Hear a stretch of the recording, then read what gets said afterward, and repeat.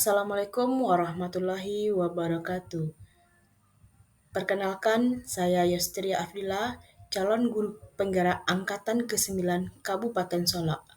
Dalam modul kali ini, saya dibersamai oleh fasilitator Ibu Yunia Firstiwasari dan pengajar praktik Ibu Hedi Ermarila.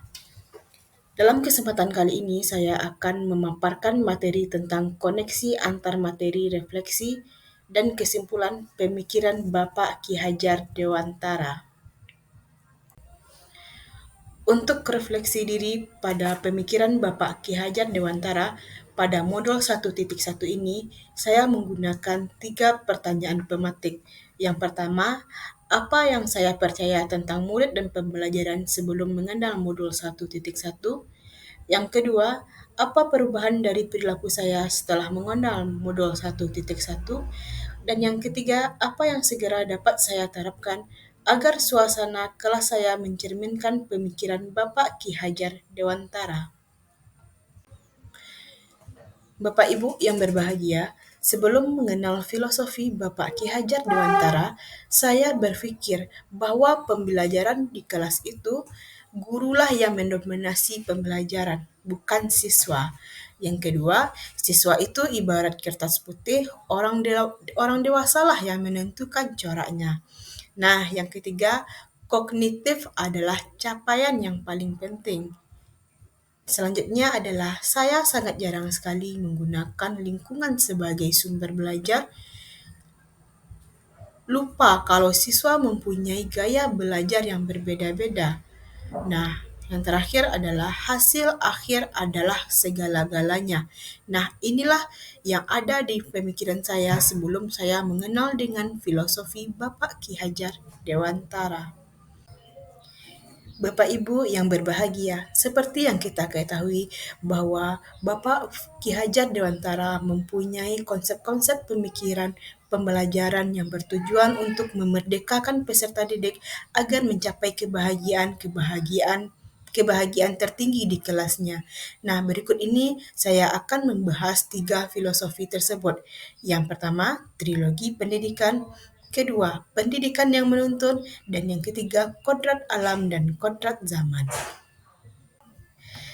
Nah, Bapak Ibu, seperti yang saya paparkan tadi, yang pertama kita akan membahas tentang trilogi pendidikan, bahwa kita sebagai seorang guru harus berpedoman kepada trilogi pendidikan ini untuk mencapai kebahagiaan yang setinggi-tingginya pada peserta didik kita. Yang pertama itu, Ingarso Sungtolodo, guru di depan harus bisa menjadi tauladan yang baik kepada peserta didiknya. Sebagai pemberi teladan, kita senantiasa sadar terhadap pikiran, perkataan, dan tindakan. Nah, yang kedua, In Madya Mangunkarso, yaitu guru berperan sebagai pelopor dan pemprakarsa. Artinya, guru bertindak sebagai pelopor, pencetus ide-ide kepada muridnya. Guru di tengah memberikan motivasi, menggugah semangat, kemauan, dan niat para peserta didik kita. Nah, yang terakhir adalah Tut Wuri Handayani. Artinya, guru berupaya penuh memberi dorongan dan arahan kepada peserta didik, menuntun dengan sabar agar peserta didik bisa memahami dirinya dan berkembang sesuai dengan kemampuan dan keunikan yang dimilikinya. Untuk pemikiran yang kedua adalah pendidikan yang menuntun. Pendidikan yang menuntun itu kita juga harus berorientasi kepada simboyan Bapak Ki Hajar Dewantara tadi, yaitu Ingarso Sungtolodo, In Madya Mangunkarso, dan Tut Wuri Handayani. Kita di kelas tidak bisa memaksakan kehendak kita untuk dituruti oleh siswa kita. Siswa kita mempunyai kesempatan untuk mengembangkan setiap potensinya sesuai dengan minat dan bakat yang dimiliki. Seterusnya, sebagai guru kita tidak boleh memberikan materi tanpa memperhatikan minat dan keinginan siswa dalam belajar. Kita di sini dituntut melihat gaya belajar seperti apa yang diminati oleh peserta didik kita, karena setiap anak mempunyai gaya belajar yang berbeda-beda. Kita di sini harus bisa melihat ada anak yang gaya belajarnya audio, visual maupun kinestetik. Jangan sampai kita menyalahartikan gaya belajar ini. Nah, yang terakhir adalah bahwa kita harus menyadari bahwa setiap siswa mempunyai potensi yang sama-sama. Artinya, di dalam pembelajaran kita tidak boleh menyamaratakan pembelajaran yang diberikan. Harus ada trik-trik khusus agar pembelajaran tadi bisa menyenangkan bagi siswa kita. Pemikiran Bapak Ki Hajar Dewantara yang ketiga adalah kodrat alam dan kodrat zaman. Kedua kodrat ini tidak dapat kita pisahkan karena dasar pendidikan anak berhubungan dengan dua kodrat ini. Kodrat alam berkaitan dengan sifat dan lingkungan di mana anak berada, sedangkan kodrat alam berkaitan dengan isi dan irama.